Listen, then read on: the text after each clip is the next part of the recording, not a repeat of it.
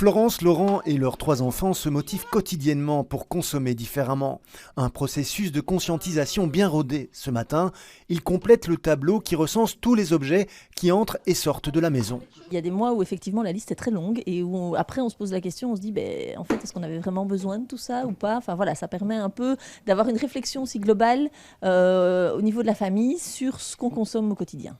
Depuis 9 mois, la famille Denmont n'a donc pratiquement rien acheté de neuf, à l'exception des produits d'entretien et d'hygiène. Pas de cadeaux neufs, pas de vêtements neufs, donc sortir du système de consommation traditionnel et trouver des alternatives, donc réparer, consommer en seconde main. Achat en vrac, bannissement d'un maximum de plastique, mise en place d'un compost, Laurent et Florence étaient déjà adeptes d'une consommation raisonnée. En janvier, ils sont passés à la vitesse supérieure.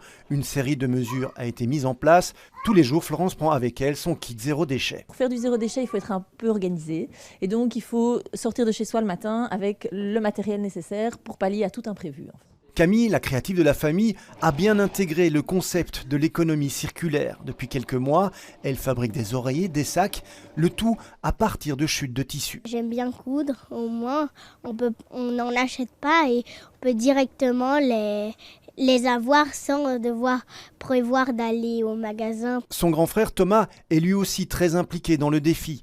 Fan de photographie, pour son cadeau d'anniversaire, il a demandé un objectif en seconde main. Ce qui me plaît, c'est qu'on protège la planète, on récupère des choses qu'on n'aurait peut-être pas pensé à récupérer si on n'avait pas fait ce défi. On réfléchit mieux avec ce défi, on se dit « Ah tiens, j'ai envie de ça, mais c'est du neuf, qu'est-ce que je pourrais faire pour trouver ça en seconde main par exemple ?» Côté déchets ménagers, la famille est parvenue à diminuer drastiquement sa consommation. En moyenne, Laurent sort un sac blanc tous les 15 jours.